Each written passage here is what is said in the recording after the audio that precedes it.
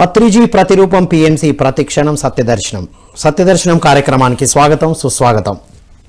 సత్యంతో జీవించడం కోసం ఎన్నో అద్భుతమైన విషయాల్ని మనం తెలుసుకుంటూ వస్తున్నాం. మరి సత్యం తెలుసుకోవాలంటే చేయాల్సిన సాధన ఏమిటి అంటే ధ్యానం. బ్రహ్మర్షి పితామహ పత్రిజీ వారు ధ్యానం, వ్యక్తిగత ధ్యానం, సామూహిక ధ్యానం, సంగీత నాద ధ్యానము మరియు పౌర్ణమి ధ్యానం గురించి చెప్పారు. పిరమిడ్ స్పిరిచువల్ సొసైటీస్ మూమెంట్లో పౌర్ణమి ధ్యానానికి ఎంతో విశిష్టతనిస్తాం మిత్రులారా. 3 రెట్లు శక్తిదాయకము అన్నారు. సో మరి అలాంటి పౌర్ణమి రోజు ఒక్కొక్క పౌర్ణమి ఒక్కొక్క నెలలో ఒక రాశిలో వస్తుంది. ఒక్కొక్క రాశిలో ఒక్కొక్క ఎనర్జీస్ ఉంటాయి. అంటే ఆ రాశిలో జన్మించిన వారి కోసమేనా అంటే కాదండి, ఎనర్జీ అందరికి కావాలి కదా. ఈరోజు ఈ రాశిలో విడుదలవుతున్న ఈ ఎనర్జీస్ మిగతా అందరూ కూడా తీసుకోవాలి. ఒక్క సంవత్సరం కంటిన్యూస్గా పౌర్ణమి ధ్యానం చేస్తే గనక మనం సంపూర్ణ ఆధ్యాత్మిక వికాసం చెందుతామని ఎంతోమంది మహానుభావులు ఆధ్యాత్మికవేత్తలు చెప్తున్నారు. సో ఈనాటి సత్యదర్శనంలో మీన పౌర్ణమి యొక్క విశిష్టత ఏమిటి, ఈరోజు ఎలాంటి ఎనర్జీస్ వస్తున్నాయి, ఈరోజు ఏం చేయాలి, మనం సేత్ శ్రీనివాసరావు గారి ద్వారా మనం తెలుసుకుందాం. వారు వైస్ ప్రెసిడెంట్ ఆఫ్ పిఎంసిగా వారి సేవలు అందిస్తున్నారు. వారితో మాట్లాడి మరిన్ని అద్భుతమైన విషయాలు తెలుసుకుందాం. నమస్కారం సార్. నమస్తే, అందరికీ నమస్తే. So welcome to Meena Pournami, Virgo full moon sir. Yes sir. Sir ఏంటి సార్ ఈ మీన పౌర్ణమి? పౌర్ణమి విశిష్టత మీరు ఆల్రెడీ చెప్పారు. అంటే ఈ పౌర్ణమి ఎందుకు అంత విశిష్టమైంది అంటే ఆ యొక్క శక్తులు అనేవి చాలా సులభంగా ఆ మానవాళికి అందుబాటులో ఉంటాయి. ఓకే, మిగతా రోజుల కన్నా ఈ రోజుల్లో అందుకే ఈ రోజుల్లో చక్కగా ఆ శక్తిని అందుకొని మళ్ళీ మన ద్వారా దాన్ని ప్రవహింప చేయటం కోసం ఇలా సామూహిక ధ్యానము అనేది చాలా అద్భుతంగా మన పిరమిడ్ స్పిరిచువల్ సొసైటీ మూమెంట్లో పత్రిజీ గారు మనకు అందించిన గొప్ప వరం. సో ఈ పౌర్ణమి విశిష్టత అది. ఆ శక్తులు మనకి చాలా సులభంగా మనం అందుకోవచ్చు, మన ద్వారా వాటిని మళ్ళీ ప్రవహింపచేయచ్చు. Okay, right. అయితే ఈ మీనరాశి అనేది ఫిబ్రవరి 20వ తారీఖు నుండి మార్చి 19వ తారీఖు వరకు ఉంటుంది. సో ఇది ఒక ఆ సంవత్సరం దీన్ని బట్టి 28 రోజుల 29 రోజుల్లో ఉంటుంది. ఓకే, అయితే ఈ మీనరాశి యొక్క విశిష్టత ఏంటి, అసలు ఈ రాశుల్ని ఎలా నిర్ణయిస్తారు అంటే అది ఇంపార్టెంట్ సార్, చెప్పండి. సూర్యుడు ఆ రోజుల్లో ఆ రాశిలోకి ప్రవేశిస్తాడు అని చెప్పి మన పెద్దలు రైట్ వాళ్ళు అలా దాన్ని ఆ శాస్త్రాన్ని డెవలప్, సూర్యుని యొక్క ఆ పురోగమనాన్ని బట్టి ఈ టైంలో ఇది ఈ దశలో ఉంటే ఇది, ఈ దశలో ఉంటే ఇది అని నిర్ణయించారు. అది పెద్దలు వాళ్ళు డెవలప్ చేసిన సైన్స్ అది. అయితే పర్టికులర్గా ఈ మీనరాశి రోజుల్లో మనందరం బాగా తెలుసుకోవాల్సిన విషయం ఏంటి అంటే మనలో పరివర్తన, అంటే మన వ్యక్తిత్వాన్ని అభివృద్ధి చేసుకుంటాం, ఉన్నతత్వంలోకి వెళ్ళేందుకు ఆ పరివర్తన చెందడానికి ఈ రాశి ఎనర్జీస్ మనకి బాగా ఉపయోగపడతాయి. ఓకే, సో ఆ పరివర్తన జరగాలి. అందుకే దానికి చిహ్నంగానే ఈ రాశికి 2 చేపలు ఉంటాయి. ఒక సూత్రంతో ముడిపెట్టిన 2 చేపలు ఉంటాయి. దాని సింబల్ ఆ రాశికి ఆ సింబల్స్ కూడా ఒక నిదర్శనమే, అందులో కూడా మెసేజ్ ఉంది. అంతే. దానిలో ఒకటేమో పెద్ద చేపగా ఉంటుంది, ఇంకోటేమో చిన్న చేపగా ఉంటుంది. ఓకే, ఈ చిన్న చేప అనేది మన వ్యక్తిత్వాన్ని సూచిస్తూ ఉంటుంది. వ్యక్తిత్వం అంటే బయటికి కనబడేదా, భౌతికపరమైనవి, రైట్, అలాగే భావనాపరమైనవి, అలాగే మానసికమైనవి. ఓకే, ఈ స్వభావాలన్నిటినీ కలిపి మనం వ్యక్తిత్వం అంటాం. భౌతికపరమైన స్వభావాలు, భావ స్వభావాలు, మానసికం. రైట్, బాడీ, మైండ్ అండ్ ఇక్కడ ఫీలింగ్స్. అంతే, బాడీ, మైండ్, ఎమోషన్స్. భౌతిక శరీరం అన్నాం, అలాగే భావనామయ శరీరం అంటున్నాం, తర్వాత మనోమయ శరీరం. అది ఈ ఆ 3 లెవెల్స్ లోనే ఈ వ్యక్తిత్వం అనేది ఉంటుంది, ఏర్పాటు చేయబడుతుంది. సో ఆ చిన్న చేప మన వ్యక్తిత్వానికి సింబల్ అయితే పెద్ద చేప అనేది మన ఆత్మ. Wow, big I, S. Small I big I అంటంగా. సో ఆ పెద్ద చేప ఏంటి అంటే మన ఆత్మకి సింబల్, ఆత్మకి చిహ్నం అన్నమాట. చిహ్నం. అంటే బిగ్ ఐ, అసలు సీసలైన ఐ, అది నేను అంటంగా. సో ఆ నేను అనేది ఏంటి, అసలైన మానవుడు. ఆ అసలైన మానవుడే ఆ నేను అని మనం చెప్పుకుంటున్నాం. అది ఆ పెద్ద చేపకి సింబల్. ఈ రెండింటిని కలిపి ఒక సూత్రంతో కలిపినట్లుగా ఉంటుంది ఆ సింబల్, ఒక లింక్ లాగా. ఆ లింక్, ఆ సూత్రం ఏంటి అంటే మన అంతరంగం యొక్క లోతుల్లోండి పైకి ఉబుకుతున్న ఆ జీవం, వావ్, ఆ జీవశక్తి అనేది పైకి ఎగిరిసి పడుతున్నట్టుగా ఉంటది ఆ చేప కూడా. ఆ జీవ శక్తి, జీవశక్తి అన్నమాట. Wonderful, right. సో ఇక్కడ ఈ సింబల్ని ఈ విధంగా మనం అర్థం చేసుకుంటే ఇక్కడ ఇవి రెండు, ఆత్మ ఆ వ్యక్తిత్వం అనేది ఆ 2 చేపలు ఒక సూత్రంతో ముడిపెట్టబడి ఉన్నాయి కాబట్టి ఒకదాని యొక్క ప్రభావం ఇంకో దాని మీద ఉంటుంది. రైట్, ఆత్మ యొక్క ప్రభావం వ్యక్తిత్వం మీద, వ్యక్తిత్వం యొక్క ప్రభావం ఆత్మ మీద. సో రెండింటిని సమానంగా చూసుకోమని ఒక లింక్ చూపిస్తారు అక్కడ. మన పరిణామ క్రమంలో, ఆత్మ పరిణామ క్రమంలో ముందు దశల్లో వ్యక్తిత్వంతోనే ఉంటది. అంటే ఆ చిన్న చేపగా ఉంటాం స్టార్టింగ్ దశలో, శైశవాత్మ నుండి వచ్చినప్పుడు. అంతే, ఆ ఆత్మ పరిణామ క్రమంలో కొన్ని ముందు జన్మలన్నీ ఆ వ్యక్తిత్వం, అంటే ఆ చిన్న చేపగా ఉంటాం. అప్పుడు ఈ పెద్ద చేప ఆ చిన్న చేపని ఫాలో అవుతూ ఉంటుంది. రైట్. ఇంకా ఆ ప్రయాణం ముందుకు సాగే కొద్దీ ఆ క్రమంలో చిన్నగా ఈ పెద్ద చేప ఏం చేస్తుంది అంటే ఆ చిన్న చేపని మింగేస్తుంది. ఓ, ఇప్పుడు పెద్ద చేప చిన్న చేపని మింగుతూ ఉంటాయి కదా, రైట్.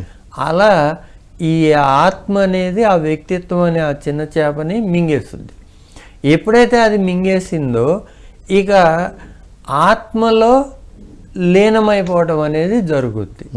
శరీరము, మనస్సు, భావాలు ఏకమత్వంలోకి వచ్చేస్తాయి. ఇక అంతే, ఈ వ్యక్తిత్వం అనేది ఇక ఆత్మలో లీనమైపోయింది, ఆత్మగా ఉండిపోతారు. ఇక ఆత్మలో కలిసిపోవటాన్నే సింగిల్ ఐ. మన వాళ్ళు ఏమంటున్నారు, చనిపోయిన తర్వాత వెళ్ళి నేను ఆత్మలో కలిసిపోతాను అనుకుంటున్నారు. బతికుండంగానే ఇది జరుగుద్ది. అది ఆత్మలో ఏం జరుగుద్ది అంటే ఈ వ్యక్తిత్వం అనేది కలిసిపోద్ది. ఓకే, అందులో కలిసిపోద్ది. ఇక అప్పుడు వ్యక్తిత్వం ఆత్మని ఫాలో అవటం మొదలు పెట్టుద్ది.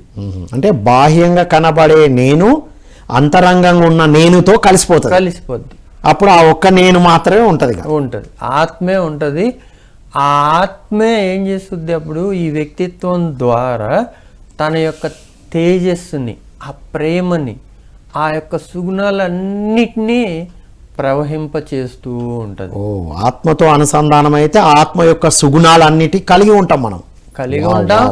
అవన్నీ మన ద్వారా ప్రసారం కూడా జరుగుతూ ఉంటాయి, వ్యక్తమవుతూ ఉంటాయి. వావ్, ఇది అక్కడ జరిగేది. వాహ్, ఎంత మీనింగ్ ఉంది సార్ అందులో.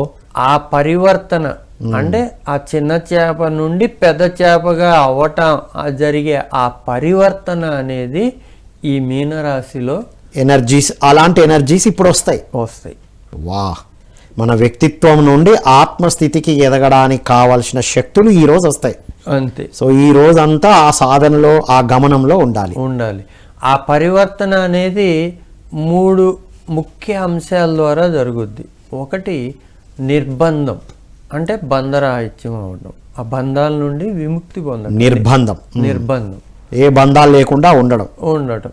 రెండోది ఏంటి అంటే ఆ తామరాకు మీద నీటి బొట్టులాగా ఉండటం అంటారు కదా, దేన్ని అంటన స్థితి. అన్నిట్లో ఉండాలి కానీ దేనికి అంటుకోవాలి. అది వైరాగ్యం అనండి. అది రైట్. కుటుంబంలో ఉండాలి, కుటుంబమే అన్నట్టుగా ఉండొద్దు. రైట్. ఆ తామరాకు మీద నీటి బొట్టులాగా దేనికి అంటని స్థితి, ఆ వైరాగ్య స్థితి రెండోది. ఇక మూడోది ఏంటి అంటే త్యాగం. త్యాగం అనండి, దాన్ని మృత్యువు అంటాం. అంటే ఈ వ్యక్తిత్వాన్ని త్యాగం చేసేసి ఆ మృత్యువు అంటే ఏంటి, ఆ పెద్ద చేపగా మారిపోవటం, ఆత్మలో కలిసిపోవటం. మృత్యు అంటే చావు కాదు, చావు కాదు, ఆత్మస్థితిలో ఉండడం. ఆ వ్యక్తిత్వాన్ని వదిలేసి, పూర్తిగా వదిలేసి, వ్యక్తిత్వానికి మృత్యువు అంటే మృత్యు అంటే వ్యక్తిత్వం లేకపోవడం, అంతే, వ్యక్తిత్వముతో చనిపోవడం, అంతే, ఆత్మతో చనిపోయింది. వ్యక్తిత్వం చనిపోవడాన్ని మృత్యు అంటాం, శరీరం చనిపోవడం కాదు. మళ్ళీ అంతే, చావు అనగానే ఇంకా భయం. సో ఆ భయాలన్నీ పోతాయి, నిర్భయత్వం, ధైర్యము, నిర్భయత్వం అనేది వస్తుంది. ఇక్కడ ముఖ్యమైన పాయింట్ ఏంటి అంటే, పౌర్ణమి రోజున విడుదలయ్యే ఆ శక్తులు మనలో రెండు విధాలుగా పనిచేస్తాయి. ఒకటి, నువ్వు సుగుణాలని ఎంచుకొని సుగుణాలతో జీవితాన్ని గడుపుతూ ఉంటే అవి ఇంకా పెరుగుతాయి. రైట్. దుర్గుణాలు ఉంటే అవి కూడా పెరుగుతాయి. అంటే అది సద్గుణమా దుర్గుణమా కాదు, అది ఈ సమయంలో అది ఉంటే అది పెరుగుతుంది. అంతే, మన లోపల ఈ రోజు ఏముంటే అదే పెంచబడుతుంది. ఎందుకు అంటే ప్రతి ఒక్కళ్ళు ఆ పౌర్ణమి శక్తుల్ని అందుకుంటూనే ఉంటారు. అది ఫ్లో అయితేనే ఉంటది. నువ్వు ధ్యానం చేసినా ధ్యానం చేయకపోయినా ఆ శక్తి అనేది అందరికీ అందించబడుద్ది. భూమి మీద ఉన్నాం కాబట్టి అది ఫ్లో అయితేనే ఉంటది. అందుకేనా సార్ ఈ సమయంలో సముద్రాలు ఉప్పొంగుతూ ఉంటాయి. అంతే, అన్ని అంటే ఏంటి, ఆ ఎనర్జీస్ కదలికలు చేస్తుంది, ఇంకా బాగా ఆ లోపల వైబ్రేషన్స్ ని క్రియేట్ చేస్తూ ఉంటాయి. సో సముద్రాలు ఉప్పొంగుతున్నాయంటే నీళ్ళల్లో అలజడి వచ్చింది. అంటే మనలో 70% నీళ్లు ఉన్నాయి. అది అందులో మనలో ఉన్న ఏ భావాలు ఉంటే అవి అలజడిని సృష్టిస్తాయి. సో అందుకే మనం ఇక్కడ చాలా ఎరుకతో ఈ పౌర్ణమి రోజుల్లో ఆ దుర్గుణాలని పక్కన పెట్టి సద్గుణాలని ఎంచుకోవాలి. ఆ సద్గుణాల వైపు మన దృష్టిని మరలించుకోవాలి. ఆ దృష్టిని మరలించి వాటిని సాధించుకునే ప్రయత్నం చేయాలి. రైట్. ఆ ప్రయత్నం మనం మొదలెట్టామనుకోండి, ఈ పౌర్ణమి రోజుల్లో ఆ సక్సెస్ అనేది చాలా సులభంగా మనం పొందొచ్చు. రైట్. అంటే ఇప్పుడు నిర్భయంతో ఈ రోజు ఉన్నప్పుడు దానికి సపోర్టింగ్ ఎనర్జీ వస్తుంది. అంతే. ఒకవేళ భయంతో ఉన్నప్పుడు దానికి కూడా ఎనర్జీ వచ్చి పెరుగుతుంది. అందుకే సార్ ఈ టైంలో హెల్త్ ఇష్యూస్ కానీ అంటే సైకలాజికల్ డిస్టర్బెన్స్ ఉన్న వాళ్ళు కానీ మరింత ఎక్కువగా ఇదవుతూ ఉంటారు. అవును. సో ఈ పౌర్ణమి యొక్క శక్తుల లక్షణం, మీనరాశి పౌర్ణమిలో వచ్చే ఆ శక్తుల లక్షణాలు ఎలా ఉంటాయి అంటే, వాటిల్లో ఉండే ఆ క్వాలిటీస్ గుణాలు ఎలా ఉంటాయి అంటే, ఒకటి ఇచ్ఛాశక్తి. రైట్. మన సంకల్ప శక్తి అనొచ్చా? ఇచ్ఛాశక్తి. రెండోది ఏంటి అంటే ప్రేమ, విజ్ఞానం. ప్రేమ అంటే రొమాన్స్ అని కాదు, విజ్ఞానం, విశ్వప్రేమ.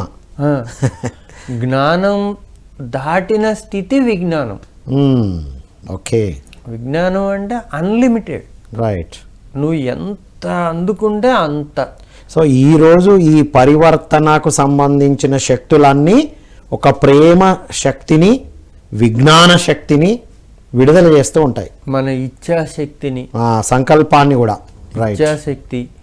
అట్లాగే సంకల్ప శక్తి అంటే ఇంకొక రకంగా చెప్పొచ్చు. ఇచ్ఛాశక్తి వేరు, సంకల్ప శక్తి వేరు. సో ఇచ్చ అంటే ఏంటి, అసలు ముందు ఎంచుకునేది. ఓకే. ఏది కావాలో ఎంచుకునే శక్తి ఇచ్ఛాశక్తి. సంకల్పం అంటే సాధించడం, అది సెపరేట్. ఓ ఎస్ సార్. అది పట్టుదల. అంటే ఆ ఇచ్చ, నేను ఒకటి కోరుకున్నాను, దాన్ని పొందాలి అన్న దృఢత్వాన్ని ఏర్పరచుకున్నాం అనుకోండి, అది సంకల్పం. రైట్. అసలు మొట్టమొదట నాకేం కావాలి, ఆ దుర్గుణాలతో అలాగే కంటిన్యూ అవటమా, లేదా సద్గుణాల వైపు వెళ్ళటమా? రైట్. ఆ ఎంచుకునే శక్తే ఇచ్ఛాశక్తి. ఆ శక్తి అందించబడుతూ ఉంటుంది. కాబట్టి ఇట్లాంటి సత్సంగాల ద్వారా, ఆ గురువుల యొక్క ప్రవచనాలు, ప్రబోధాలు విని మనం కూడా ఒక ఉన్నతమైన మానవుడిగా జీవించాలి అన్న ఆలోచన మనకి కలిగించగల ఎనర్జీస్ ఈ మీనరాశి పౌర్ణమి రోజుల్లో విడుదలవుతూ ఉంటాయి. ఇచ్ఛాశక్తి, ప్రేమశక్తి, విజ్ఞాన శక్తికి సంబంధించిన లక్షణాలు కలిగి ఉంటుంది ఈ మీనరాశి శక్తులు. అవును. ఇప్పుడు ఇది రాశులలో కూడా ఇవి ఉన్నాయి అని ఇంకేదో కాంబినేషన్ అనుకుంటాం. అంటే ఇప్పుడు ఈ రాశిలో పుట్టే వాళ్ళకే ఈరోజు ఇవి తీసుకోవాలి అనేది ఏం లేదు కదా సార్. అట్లేం లేదు. భూమి మీద ఉన్న ప్రతి ఒక్కరికి ఇది అవసరమే కదా. ప్రతి ఒక్కళ్ళకి అందించబడుతుంది. ఇంకోటి, ఎవరు ఏ రాశిలో జన్మించినా మిగతా అన్ని రాశుల శక్తులు కావాలి.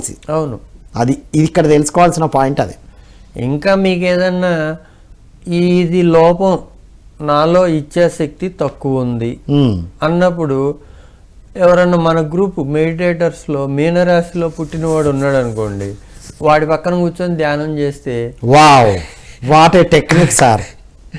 అట్లా కూడా మనం వాళ్ళ ద్వారా ఎనర్జీస్ ఇట్స్ అల్టిమేట్. అంతే, సామూహిక ధ్యానంలో జరిగే బెనిఫిటే ఇది. ఇప్పుడు మనం సామూహిక ధ్యానం అంటే బయటికి వెళ్ళి చేస్తున్నాం. ఇప్పుడు ఇంట్లో కూడా ఒక్కొక్కరు ఒక్కొక్క రాశిలో జన్మిస్తారుగా, అంటే ఒక్కొక్కరు ఒక్కొక్క శక్తిలో ఉన్నారుగా. మరి అందరూ కుటుంబం అంతా కూర్చొని ధ్యానం చేస్తే ఎంత అద్భుతం సార్. వాళ్ళ ద్వారా పర్టికులర్గా వాళ్ళు ఏ రాశిలో జన్మ తీసుకున్నారో ఆ రాశికి సంబంధించిన శక్తులు ఎప్పుడూ స్ప్రెడ్ అవుతూ ఉంటాయి వాళ్ళ ద్వారా. పర్టికులర్గా ఆ గడియల్లో అని కాకుండా ఆ రాశికి సంబంధించిన శక్తి ఎప్పుడు వాళ్ళ ద్వారా స్ప్రెడ్ మనం గమనించవచ్చు. ఇప్పుడు నాది లిబ్రా సార్, బ్యాలెన్స్. నేను చిన్నప్పటి నుండి గమనిస్తే అదేదో రాశి అనుకొని నేను ఎప్పుడు పట్టించుకోలే, కానీ ధ్యానంలోకి వచ్చినాక ఈ పౌర్ణమి ధ్యానం పుస్తకాలు చదివినాక అర్థమైంది ఇది ఇట్లా రాశి ఇలా ఉంటుంది కదా, తులారాశి ఎప్పుడు బ్యాలెన్స్లో ఉండేది. మనం ఇటు వెళ్ళడం అటు వెళ్ళడం లేదు, ఎప్పుడు గ్రౌండింగ్తో ఉన్నాం. అంటే ఆ క్వాలిటీస్ ఉంటాయని మీరు చెప్పారు చూసారా, అది 100% ట్రూ. ఎస్, ఇప్పుడు మీతో కలిసి మేము మెడిటేషన్ చేసాం అనుకోండి, ఆ బ్యాలెన్స్ వస్తుంది, మాకు కూడా వస్తుంది. మీరే రాసిస్తారు ఇప్పుడు చెప్పండి. నాది క్యాన్సర్. అంటే ఏంటి సార్ తెలుగులో? ఇదే ఇంగ్లీష్లో వస్తే తెలుగులో రాదు అంటే అది ఓకే, ఇట్స్ ఓకే, డన్. అది చెప్పుకున్నప్పుడు కనెక్ట్ అవుదాం. అట్లా అంటే ఈ ఆ రాశిలో పుట్టిన వాళ్ళ ద్వారా దానికి సంబంధించిన శక్తులు ఎప్పుడు స్ప్రెడ్ అవుతూ ఉంటాయి. అందుకే చూడండి, మన వాళ్ళు ఒక సైన్స్ ఉంది, ఏది జాతకాలని పెళ్ళిళ్ళప్పుడు వీళ్ళే తగిన వాళ్ళు, ఆ కాంబినేషన్ కరెక్ట్గా ఉంటుంది అని చెప్పి. Nothing but energy. అంతే, ఆ ఎనర్జీస్ కొన్ని ఒకవేళ పేరుతో ఇంకో రాసి వచ్చినా ఆ పేరుని కొద్దిగా మార్చి మ్యాచ్ అయ్యే ఎనర్జీస్ ఇస్తారు. ఇప్పుడు ఇక్కడ నిర్భయత్వం, ఇచ్ఛాశక్తులు ఉన్నాయి కదా సార్, ఇలాంటివి ఆపోజిట్ లేకుండా కొద్దిగా అయినా పక్కకు వచ్చేటట్టుగా కలుపుతారేమో అనుకుంటాను ఇప్పుడైతే.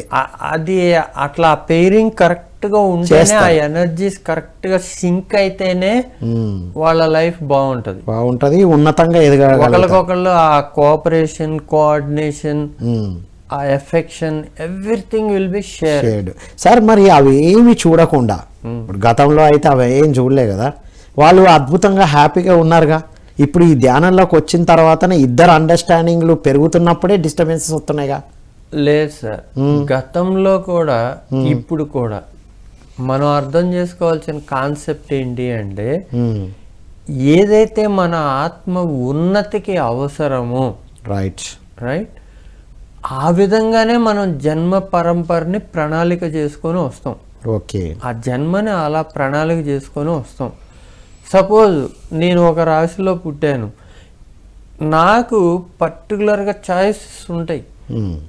పర్టికులర్గా ఈ రకమైన ఈ రాశిలో పుట్టిన వాళ్ళైతేనే నాకు మంచిగా ఆత్మ ఎదుగుదలకి ఉపయోగంగా ఉంటుంది అని మనం అక్కడే పైన ప్రణాళిక వేసుకొని వస్తాం కాబట్టి ఆ విధమైన వ్యక్తుల్నే మనం ఆకర్షించగలుగుతాం. రైట్, అదేం యాక్సిడెంటల్ జరగల. అంటే చూసుకున్నా చూసుకోకపోయినా ఇవి కలిసినా కలవకపోయినా ఆత్మ ప్రణాళిక ప్రకారంగా వస్తాం. ఆ వ్యక్తులనే మన జీవితంలోకి మనం ఆకర్షించగలుగుతాం. రైట్, అప్పుడైనా ఇప్పుడైనా ఎప్పుడైనా అసలు ఆ సైన్స్ తెలిసినా తెలియకపోయినా ఇప్పుడు జరుగుతున్నాయన్నీ అలాగే జరుగుతున్నాయి. ఇవి యాక్సిడెంటల్ గా జరగలేదు అంటారు మీరు. అంతే, ఓకే, యాక్సిడెంటల్ గా జరగవు, ఆత్మ ప్రణాళిక ప్రకారమే జరుగుతాయి. ఆ జీవిత ప్రణాళిక ప్రకారమే జరుగుతాయి. ఆ జీవిత ప్రణాళికలో తన లైఫ్ పార్ట్నర్ ఎలాంటి వ్యక్తి అయి ఉండాలి, వాళ్ళల్లో ఏ విధమైన ప్రవర్తన ఉండాలి, ఏ క్వాలిటీస్ ఉండాలి అనేది ముందుగానే మనం నిర్ణయించుకొని వచ్చాం. అక్కడ దానికి అనుగుణమైన వ్యక్తులనే మన జీవితంలోకి మనం రైట్ ఆకర్షించగలుగుతాం. అంటే ఎప్పుడు కూడా ఒక రాంగ్ పర్సన్ జీవితంలో రావడం అనేది జరగదంటారా? అసలు ఆపోజిట్ పోల్స్ కలుపుగలుగుతాం మనం. ఓకే, రెండు సేమ్ పోల్స్, రెండు సేమ్ పోల్స్ కలపలేము. ఆపోజిట్ పోల్స్ కలుపుతాం, అంతే కదా. ప్లస్ ప్లస్ ఎప్పుడు కలవదు, మైనస్ మైనస్ ఎప్పుడు కలవరు. అంతే, ప్లస్ మైనస్ అయితేనే కలుస్తాం. ఆపోజిట్ ఉంటేనే కలుస్తాం. కాబట్టి అది అన్ని రైటే ఇప్పుడు ఉన్నాయి. సో ఇప్పుడు ఒక అల్టిమేట్ మెసేజ్ ఇచ్చారు సార్. సో వినే వాళ్ళందరూ అర్థం చేసుకోవాల్సింది ఏంటంటే, నా జీవితంలో యాక్సిడెంటల్గా ఏ వ్యక్తి నా జీవితంలోకి రాలే, వచ్చిన వాళ్ళందరూ నా ఆత్మ ప్రణాళిక ప్రకారమే వచ్చారు. ఈరోజు పౌర్ణమి ధ్యానం చేసి ఇవన్నీ ఎనర్జీస్ కనెక్ట్ అయితే ఈ విజ్ఞానం వస్తుంది. ఇందాక చెప్పారుగా, ఈ మీనరాశిలో ఉన్న ప్రత్యేకత, ఈ విజ్ఞానం అందించబడుతుంది. అంటే చాయిస్ ఎప్పుడు ఉంది, ఇచ్ఛాశక్తి అంటే చాయిస్. ఇంకా లక్షణాలు ఏంటి అంటే ఈ మీనరాశిలో ఇది జలరాశి అంటారు. జలం నీటికి సంబంధించింది, దానికి సాంకేతం. సో ఇక్కడ ఏంటి అంటే, అందుకే మీన అనగానే జలం అనగానే మన కాళ్ళకి కనెక్ట్ అయి ఉంటది అంటారు. ఇది ఓహో, అదొక సైన్స్ ఉంది లెగ్స్ కి. ఓకే, సో అంటే లెగ్స్ అంటే ఏంటి, దిశని నిర్దేశిస్తూ ఉంటది, ఎటు వెళ్ళాలో నిర్దేశించేది. ఓ వావ్. సో ఈ మీనరాశి యొక్క లక్షణం నడవడిక, మనం ఏ దిశలో వెళ్ళాలి అనేది డిసైడ్ చేసుకోవచ్చు మనం. వాహ్, వండర్ఫుల్. దిశని నిర్దేశించబడుతూ ఉంటది ఇక్కడ. అట్లాగే ఇంకొకటి ఏంటి అంటే లక్షణం సారవంతంగా ఉండటం, అంటే సమృద్ధి. ఓకే, సమృద్ధి, సారవంతమైన ఇది. సారవంతమైన ఎలా అంటే ఏ పంట అయినా వేస్తే పండగలదు, ఈజీగా సమృద్ధిగా మనకి పంట వస్తుంది అన్నది ఇది. ఆ సమృద్ధికి సంబంధించిన ఎనర్జీస్ ఈ మీనరాశిలో అందుతూ ఉంటాయి మనకి. వావ్. కాబట్టి మన భావాన్ని మనం సరి చేసుకుంటే అంత సవ్యంగా ఉంది. సుగుణాల వైపు ఫోకస్ చేస్తే ఈ ఎనర్జీని తీసుకొని ఈ లక్షణాలన్నీ పుణికిపుచ్చుకుంటాం. ఒకవేళ దుర్గుణాలు ఉంటే అవి కూడా పెరుగుతాయి. దుర్గుణాలు ఉన్నా సరే ఇవాళ సాధన చేస్తే ఇప్పుడు మీరు అన్నట్టు ఇవన్నీ కనెక్ట్ అవుతాయి. దుర్గుణాలు ఉన్న వాళ్ళు కూడా సాధన ఏం చేయాలి అంటే వాళ్ళ నిర్ణయాల్ని సరి చేసుకోవాలి. వాళ్ళను వాళ్ళు అర్థం చేసుకోవాలి. నాలో గర్వం ఉంది, నాలో ఎదుటివాడిని డామినేట్ చేయాలి అన్న లక్షణం ఉంది. రైట్, అంటే వాళ్ళలో ఉన్న ఏ దుర్గుణాలు ఉన్నాయో ముందు వాటి మీద ఫోకస్ పెట్టాలి, వాళ్ళు అవి తెలుసుకోవాలి ముందు. సార్, సో ఈ దుర్గుణాలని మీరు అన్నట్టు వాటిని గమనించి వాటిని మార్చుకోవడానికి ఏం చేయాలి? వాళ్ళ సింపుల్ సార్, ఒక నిర్ణయం తీసుకోవాలి. అంతే, ఇచ్ఛాశక్తి, నిర్ణయించుకోవాలి. ఈ రోజు నుంచి నేను వీటిని వదిలేసి ఇలా ఉంటా, అంతేనా? అంతే, ఒక నిర్ణయం. ఆ నిర్ణయం తీసుకుంటే ఆటోమేటిక్గా ఆ ఎనర్జీ అట్లా ఎనర్జీ పుష్ చేసేస్తుంది, అటువైపు తీసుకెళ్ళొద్ది. అదే మన షిరిడి సాయిబాబా గారు అందు, ఒక్కడుగు నా వైపు వేయి, మిగిలిన 9 అడుగులు నే వేస్తాను అన్నాడు. అంటే నేను నడిపిస్తాను అంటే ఏంటి, ఒక్క నిర్ణయం తీసుకో, నేను ఆత్మ వైపు నా ప్రయాణం జరగాలి. రైట్, ఆ ఒక్క నిర్ణయం మన ఆటోమేటిక్గా ఆ దిశలోకి తీసుకెళ్ళిపోతుంది. రైట్, వ్యక్తిత్వం వైపు ఉన్నటువంటి మన దిశను ఆత్మ వైపుకు మలుచుకుంటే చాలు, ఇంకా ఆ శక్తి మనల్ని. ఎంత సింపుల్ ప్రాక్టీస్ అంటే అంత సింపుల్. చెప్తాను ఒక ఎగ్జాంపుల్. రైట్, చెప్పండి సార్. ఇప్పుడు లోపల బాగా అలజడిగా ఉంది, అది తెలుసుకోవాలి. నేను అలజడితో ఉన్నాను అన్నది తెలుసుకోవాలి. రైట్, ఆ ఎరుక రావాలి మనకి ఫస్ట్. ఓకే, తర్వాత ఏంటి, సింపుల్గా కళ్ళు మూసుకోనో కళ్ళు తెరిసో ఆ దృష్టిని లోపల ఆ మనసు పైన నిలిపి ప్రశాంతంగా ఉన్నాను అనుకుంటూ ఉండు. అంతే, మనతో మనం చెప్పుకుంటూ ఉండాలి. రైట్. చాలు. అదే మనని ఆ అలజడి నుంచి బయటికి తీసుకొస్తుంది. ఓకే, ఆ నిర్ణయం తీసుకోవాలి. ఈ అలజడిలో ఉన్నానని తెలుసుకోవాలి, దీని నుంచి నేను బయటపడాలి అనే ఒక నిర్ణయం తీసుకుంటే చాలు. ఒక నిర్ణయం తీసుకొని రైట్. ఆ తర్వాత మీరు అడిగారు కదా ఏం ప్రాక్టీస్ చేయాలని, ఇంతే. ఇదే ప్రాక్టీస్. ధ్యానంలో ఉన్నప్పుడు ఎట్లాగో శ్వాసను గమనిస్తాం, డీప్గా వెళ్తాం, గమనిస్తాం. ధ్యానంలో లేనప్పుడు కూడా మనల్ని మనం గమనిస్తూ ఈ విధంగా అనుకోవాలి. అంతే.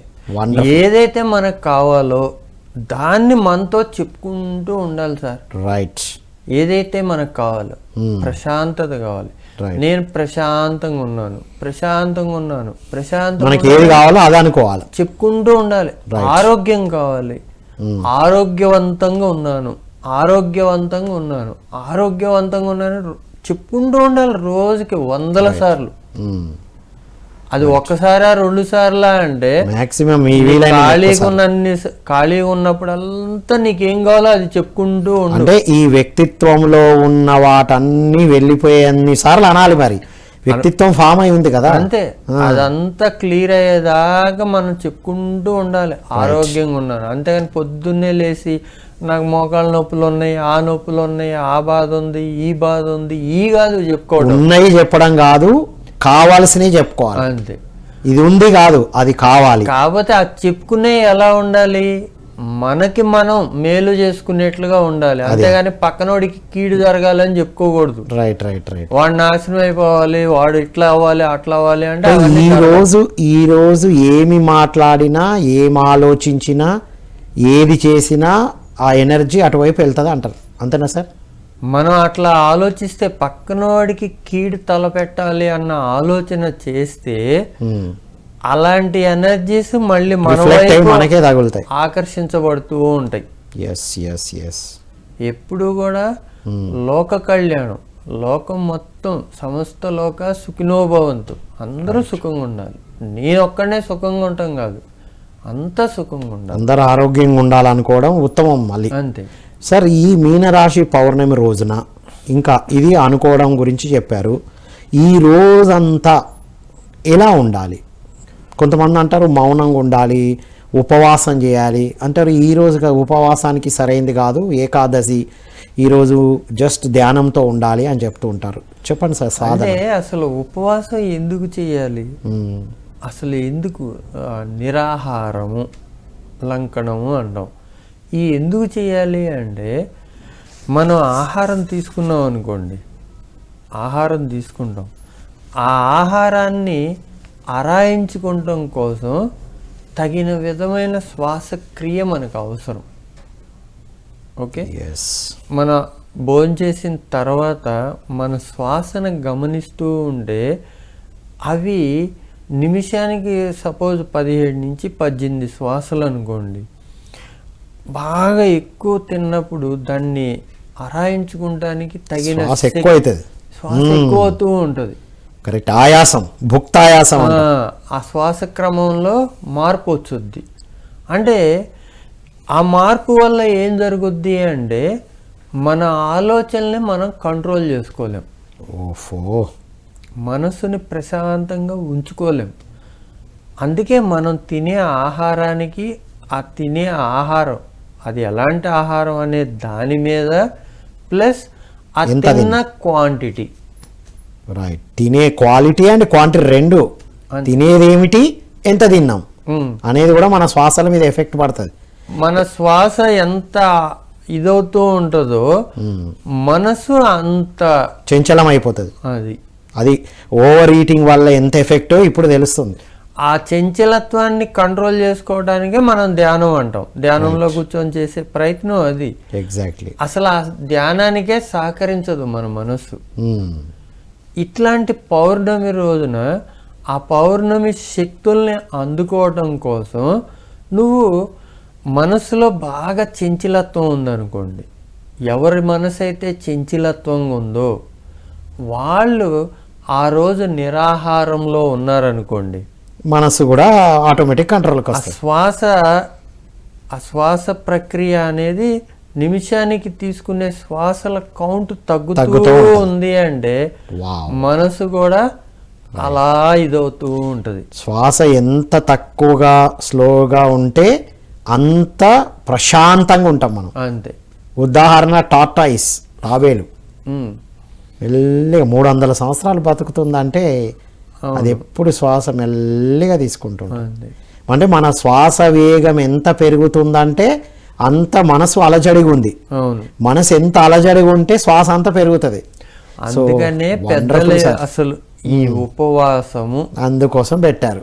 అంటే ఆ మనసు చంచలత్వంగా ఉందనుకోండి, దాని మీద దేని మీద ఫోకస్ ఉండదు, అటు మీద పోతుంటది. కానీ ఏదైతే నువ్వు ఉపవాసం ఎందుకున్నావు, ఇవాళ ఏదో ఏకాదశి అంటే ఒక భక్తి అని చెప్తారు, అంతే కదా, పేరుకి ఏదో ఒకటి వాడాలి కాబట్టి పలానా శివుడికి ఏదోటి అంటే నీ మనసు అంతా దైవత్వం పైన ఏకాగ్రత కోసం నువ్వు ఉపవాసం. రైట్. అంటే అచంచలమైన మనస్సును చంచలమైన మనస్సును ఒక దగ్గరికి తీసుకురావడానికి ఉపవాసం చేస్తున్నప్పుడు ఏకీకృతం అవుతున్నాం, ఈ బిగ్ ఫిష్కి వెళ్తున్నాం. అక్కడ ఏంటి అంటే ఆ చంచలత్వం తగ్గుద్ది. తగ్గి మన ఏ సంకల్పంతో అయితే మనం ఉన్నామో ఆ రోజు ఒక పవిత్ర భావంలో ఉండటం, ఆ ఏకాగ్రత, రైట్, అవన్నిటికీ సాధ్యమవుద్ది. రైట్. అందుకు ఉపవాసం అన్నారు. Wonderful sir. సార్, శ్వాస మీద ధ్యానం చేయడము మనసుకు ఉపవాసం అనుకున్నాం, కానీ మనం ఆహారం వల్ల కూడా మనస్సు చంచలత్వం తగ్గుతుంది అనేది ఇవాళ అల్టిమేట్. ఎవరి మనసు అయితే ఇది పర్టికులర్గా అతిగా చంచలత్వానికి గురవుతున్న వాళ్ళు, అలజడి ఆ చంచలత్వం ఇట్లా ఉన్నవాళ్ళు ప్రత్యేకమైన ఆ రోజుల్లో కాస్త నువ్వు ఆహారం తీసుకుంటాం ఆగు, అప్పుడు ఆ శ్వాస క్రియ అనేది కొంచెం నిదానించుద్ది. అప్పుడు నీ మనసు ప్రశాంతంగా ఉండటానికి ఛాన్స్. ఇప్పుడు ఉపవాసం పేరుతో అన్నం తప్ప ఏదైనా మళ్ళీ ఓవర్ ఈటింగ్ చేస్తే మళ్ళీ అక్కడికే వచ్చేస్తుంది సార్. ఏది తిన్నా దాన్ని ఆరాయించుకోవాలా కాదా? ఏది తిన్నా మళ్ళీ శ్వాసక్రియ కావాలి. ఆ రోజు ఏమంటారు అంటే లిక్విడ్ ఫుడ్స్ అంటారు. అది అతిగా తీసుకోవడానికి. సాలిడ్ ఫుడ్ అయితే దాన్ని ఆరాయించుకుంటానికి మళ్ళీ శ్వాసక్రియ ఆ నెంబర్ పెరుగుతూ ఉంటుంది. రైట్. లిక్విడ్స్ అనుకోండి అంత ఇది ఉండదు. రైట్. కొంచెం ఈజీ డైజెస్టబుల్. ఇప్పుడు ఆహారం మనం ఉపవాసం పేరుతో అన్నం తప్ప ఏదైనా తినాలనే ఒక భ్రమలు ఫామ్ అయిపోయినాయి. మరి ఏదైనా డైజెస్టివ్ సిస్టమ్ మీద పడుతుంది. ఇది అల్టిమేట్ పాయింట్ చెప్పారు. ఉపవాసం అనే దాని వెనక ఉద్దేశం ఏంటో తెలుసుకుంటే ఏం తినాలి ఏం తినొద్దో అర్థం అవుద్ది. Right sir, right sir. ముందు అది తెలుసుకోవాలి. ఇప్పుడు ఇంకొకటి ఏంటి అంటే అతిగా ఉండకూడదు ఏది. రైట్. కొంతమందికి అసలు ఆకలిని తట్టుకోలేరు, వాళ్ళ శరీరానికి ఆహారం చాలా అవసరం. ఈ ఉపవాసాల పేరుతో ఆ శరీరాన్ని ఇబ్బంది పెట్టకూడదు. ఇబ్బంది పెడితే ఏమవుద్ది, మళ్ళీ శరీరానికి శక్తిని సమకూర్చడానికి వాడు బాగా నీరసించిపోయాడు అనుకోండి, ఆ శరీరాన్ని సమకూర్చుకోవడం కోసం మళ్ళీ శ్వాసక్రియ అనేది మళ్ళీ పెరుగుతుంది. అంతే. ఎటు తిరిగి శ్వాస మీదనే ఇంపాక్ట్ పడుతుంది. అంతే. సో ఇవన్నిటికన్నా శ్వాస మీద ధ్యాసతో ధ్యానం చేయడం ఉత్తమం అని సింపుల్గా చెప్పేశారు పత్రిజీ వారు, ఇవన్నీ ఎక్స్ప్లెయిన్ చేయకుండా. ఇప్పుడు చాలామంది చూడండి, నేను ఒక 40 రోజులు ధ్యానం చేసేయడానికి దీక్షగా 40 రోజులు మజ్జిగతో ఉన్నానని, ఏదో లిక్విడ్ ఫుడ్స్తో ఉన్నాను, అప్పుడు నేను మంచిగా ధ్యానం. ఎందుకు అంటే మనసు సహకరిస్తూ ఉంటుంది, మనసు ఇంపాక్ట్ ఉండదు, ఆ యొక్క అలజడి తగ్గుద్ది. Right, right, right. Wonderful sir. ఇది అది ఒక కాన్సెప్ట్, దాన్ని అర్థం చేసుకోవాలి. వాటి వెనక ఉన్న కాన్సెప్ట్స్ని అర్థం చేసుకున్నాం అనుకోండి, అప్పుడు అర్థం చేసుకొని చేస్తే ఏదైనా ఫలితాలు బాగుంటాయి. Right sir. ఈరోజు ఎన్ని గంటలు ధ్యానం చేయాలి, ఏ సమయంలో ధ్యానం చేయాలి? రాత్రులు ఆ పౌర్ణమి గడియల్లోనే చేయాలా, ఈ రోజు అంతా కూడా చేయొచ్చా? మనకి సమయం ఉంటే ఇంకోటి మనం మనసు సహకరిస్తుంటే, సమయం ఉండి మనసు సహకరిస్తూ ఉంటే రోజంతా ధ్యానం చేసుకోవచ్చు. రైట్. అలా కాదు రాత్రి మాత్రమే చేస్తా అన్నా ఓకే, ఎందుకు అంటే ఉదయాన్నే ఉద్యోగము ఇవన్నీ ఉంటాయి కదా, దినచర్యలో కొంత ఈ బాహ్య కార్యక్రమాలు ఉంటాయి కాబట్టి వాటిల్లో ఇన్వాల్వ్ అయ్యి నేను రాత్రిపూటే చేసుకుంటా అంటే హ్యాపీ చేసుకో. అయితే రాత్రిపూట ధ్యానము అనేది ఎందుకు చెప్తారు అంటే పత్రిసారి కూడా చెప్పారు, యోగులు రాత్రిపూట మేల్కొని ఉంటారంట. ఏం చేస్తూ ఉంటారంటే వాళ్ళు ధ్యానం చేస్తూ ఉంటారు. ఎందుకు అంటే మనం కూడా రాత్రిపూట ధ్యానాన్ని ప్రయత్నించినప్పుడు సులభంగా మనం ఆ స్థితిలోకి వెళ్తాం. అందరూ నిద్రపోయిన తర్వాత అనేది ఒక కాన్సెప్ట్. అంటే పత్రిసారి నోటితో ఆయన చెప్పింది కూడా ఏంటి అంటే ఈ భూమి మీద 2 రకాల పొల్యూషన్స్ ఉన్నాయి. అందులో మేజర్ పొల్యూషన్ అంటే వాతావరణం అనుకుంటాం. థాట్ పొల్యూషన్ ఎక్కువ ఉంది. Thought pollution okay right. రెండోది సోల్ పొల్యూషన్ అన్నారు బయట. Thought pollution. ఈ థాట్ పొల్యూషన్ అంటే ఏంటి, మేల్కొని ఉన్న ప్రతి ఒక్కడు ఏవో వందల వేల ఆలోచనలు 60,000 ఆలోచనలు చేస్తారని మనం విన్నాం.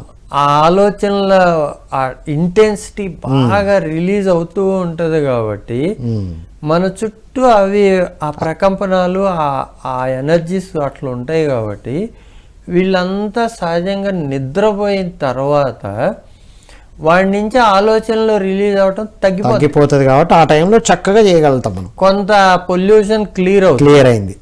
లైక్ ఇప్పుడు రాత్రిపూట చూడండి, హైదరాబాద్ లో రాత్రిపూట వెళ్తే ట్రాఫిక్ ఉండదు అసలు. ఆ పొద్దున కల్లా ఆ మేఘాలాగా ఉన్నాయి అన్ని, రాత్రి సాయంత్రం అయితే చాలా ఉంటది. పొద్దున కొంత క్లియర్ అవుద్ది కదా. ట్రాఫిక్ ఎప్పుడైతే తగ్గిందో ఆ పొల్యూషన్ తగ్గుతుంది. ఈ ఆలోచనలు విడుదల చేయడం తగ్గినప్పుడు ఏమవుద్ది, ఆ పొల్యూషన్ తగ్గుద్ది, థాట్ పొల్యూషన్. అప్పుడు మనం మెడిటేషన్ లో కూర్చుంటే చక్కగా ఆ పై లెవెల్ నుంచి ఆ పై లోకాల నుండి వచ్చే ఎనర్జీస్ ని మనం రిసీవ్ చేసుకుంటాం. అందుకే late in the night early in the morning అంటే ఎవరు నిద్ర లేవక ముందు అందరూ నిద్రపోయిన తర్వాత సాధన చేయడం ఉత్తమం అని చెప్పబడ్డది. అది ఎప్పుడు ఆ పూర్వకాలంలో. ఇప్పుడు పగలకి రాత్రికి తేడా ఎక్కడ ఉంది సార్? ఎప్పుడైనా థాట్ పొల్యూషన్ ఎప్పుడైనా ఉంది. ఇంకా రాత్రి పొల్యూషన్ పెరిగిపోయిందిగా. ఇప్పుడు నైట్ డ్యూటీస్, నైట్ షిఫ్ట్లు, నైట్ వర్క్లు వాళ్ళు తిరుగుతానే ఉన్నారు, పగలు తిరుగుతారు. కాకపోతే పగల కన్నా నైట్ కొంత టెక్నాలజీ జామ్ అంతా నైటే జరుగుతుంది ఇప్పుడు. సో అందుకే ఆ రోజుల్లో మన పూర్వీకులు అలా సంఘానికి దూరంగా అడవుల్లోకి వెళ్ళి సాధన చేస్తూ ఉండేవాళ్ళు. అది ఆ థాట్ పొల్యూషన్ నుంచి దూరం వెళ్ళేవాళ్ళు. Right sir. ఇంకోటి మీరు బయటికి వెళ్ళడం అన్నారు. ఈరోజు పౌర్ణమి రోజున ఇంట్లో కూర్చొని సాధన చేయడం ఉత్తమమా, ప్రకృతికి కేంద్రాలకి వెళ్ళే చేయాల్సిన అవసరం ఉంటుందా? అలా అవకాశం ఉంటే అదే కంపల్సరీ కాదు, ఎక్కడ కూర్చొని ధ్యానం చేసినా ధ్యానమే. కాకపోతే ఒక 10 మంది కలిసి ఒక సామూహిక ధ్యానం ఏర్పాటు చేసుకొని అట్లా చేస్తూ ఉన్నారనుకోండి, మరింత ఎక్కువ శక్తిని మనం చాలా సులభంగా, ఇప్పుడు మనం ఒక్కళంగా కూర్చొని చేస్తున్నాం అనుకోండి, గంటలో సపోజ్ ఒక 10 యూనిట్ల శక్తిని మనం తీసుకోగలిగాం అనుకోండి, అదే సామూహిక ధ్యానంలో అదే 1 అవర్లో 3 అంటే 30 యూనిట్ల శక్తిని మనం తీసుకోగలుగుతాం. అదే ప్రకృతిలోకి వెళ్ళి సామూహికంగా ధ్యానం చేస్తే అది ఇంకో 3 ఇంకా పెరుగుద్ది. 60. పిరమిడ్ లోకి వెళ్ళి ధ్యానం చేస్తే ఇంకో 30, 90. మ్యూజిక్ తో కలిసి ధ్యానం చేస్తే 110. అంటే ఎనర్జీస్ రెట్టింపు అవుతూ ఉంటాయి, తీసుకోవడం రెట్టింపు అవుతుంది అంతే. వావ్, అది ఇది. అందుకోసమే పిరమిడ్ ధ్యాన కేంద్రాల్లో లేదా దగ్గరున్న ధ్యాన కేంద్రాల్లో సామూహిక ధ్యానం చేయడం చాలా చాలా. అసలు ఆ రోజుల్లో కూడా మీరు చూస్తే ఈ గుళ్ళు అనే వాటిని కూడా ఊరికి కొంచెం దూరంగా ఉండేవి. ప్రకృతిలోనే ఉండేటివి, అవి నేచర్లో ఉండేటివి. ఫేమస్ టెంపుల్స్ చూడండి, అన్ని బయటనే ఉంటాయి. ఎందుకు అంటే ఈ మానవాళ్ళకి దూరంగా, అంటే అక్కడ ఒక వైబ్రేషన్ ఉంటుంది. ఆ నేచర్లో ఆ టెంపుల్స్లో వైబ్రేషన్ ఉంటుంది. రైట్. ఇప్పుడు మనం అన్ని కలిసిపోయినాయి, అలా ఎక్స్పాండ్ అవుతూ అన్ని ఊరంతా అన్ని పెరిగిపోయి జాయిన్ అయిపోయినాయి. అంతే. ఇల్లు మధ్యలోనే టెంపుల్స్ వచ్చినాయి. అది. ఓకే. సో వాటిల్లో అంత ఎనర్జీస్ అనేవి మీ డిఫరెన్స్ దానికి బయటికి లోపలికి తేడా తెలుస్తుంది. అందుకే చూడండి, ఇప్పుడు మనం కర్తాలు వెళ్ళాం అనుకోండి, మహేశ్వర మహాపిరమిడ్, పత్రిజీ శక్తి స్థల్, అక్కడికి వెళ్ళి మెడిటేషన్ లో కూర్చోండి, ట్రెమెండస్ ఆఫ్ ఎనర్జీ రిసీవ్ చేసుకుంటున్న ఫీల్. Yes sir. సార్ ఇంకొక ముఖ్యమైన పాయింట్, చాలా జంతు బలులు కూడా ఈ పౌర్ణమి రోజున ఒక దేవీ దేవతలకు రైట్ అర్పించడం అనేది జరుగుతూ ఉంటుంది. సో దీన్ని ఎలా అర్థం చేసుకోవాలి, దానివల్ల నష్టాలు ఏంటి అంటారు? వాళ్ళకి అలా చెప్పబడింది,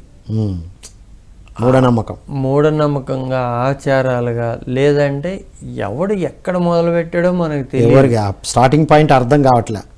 ఆ తర్వాత కంటిన్యూషన్ అవుతూ అవుతూ అవుతూ అట్లా అట్లా అట్లా అది జంతు బలి ఇస్తే మనకు మంచి జరుగుద్ది అన్నది ఒక ఆచారం లాగా వాళ్ళకి అలా అలవాటైంది.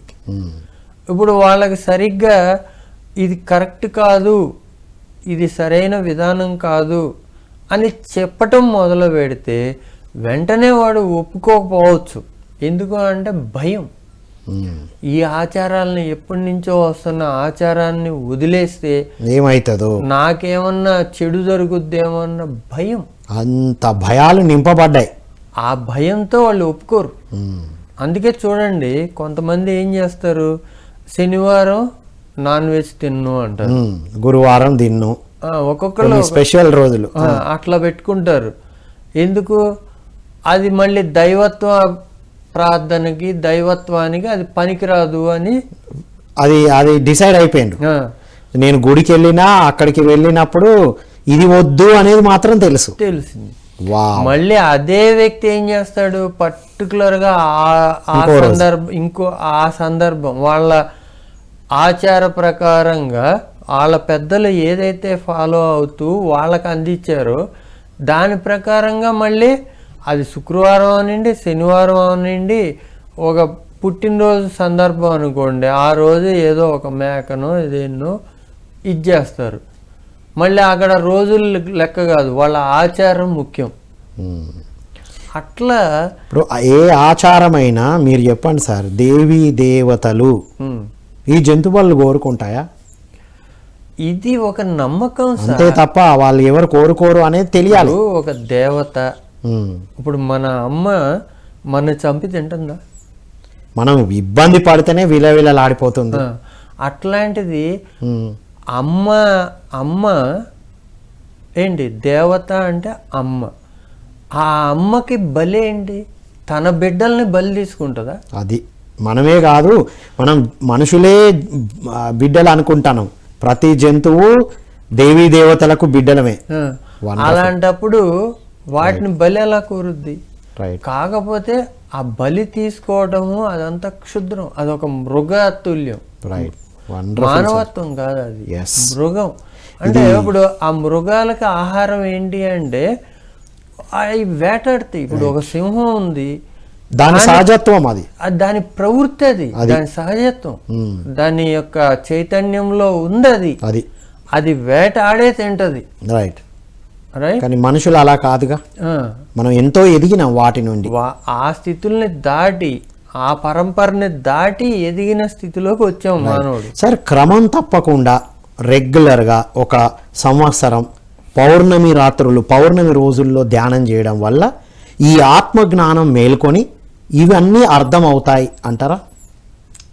ఇప్పుడు మనకన్నా ముందు మాస్టర్స్ ఉన్నారు, వాళ్ళు ఆ పౌర్ణమి శక్తులు ఎలా ఉంటాయి దాన్ని అవగాహన చేసుకున్నారు, అనుభవపూర్వకంగా వాటిని తెలుసుకున్నారు. తెలుసుకొని మనకి చక్కగా ఆ నాలెడ్జ్ని అందించారు.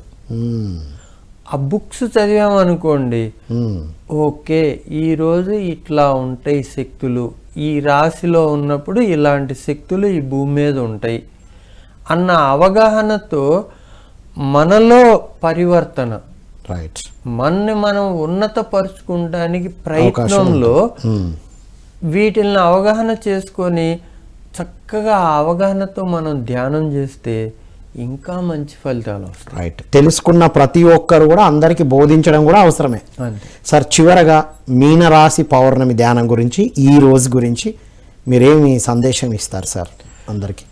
ఎవరైతే తనలో పరివర్తనని కోరుకుంటూ దానికోసం పరితపిస్తూ ఉంటారో వాళ్ళకి ఈ మీనరాశి అనేది చక్కటి అవకాశం.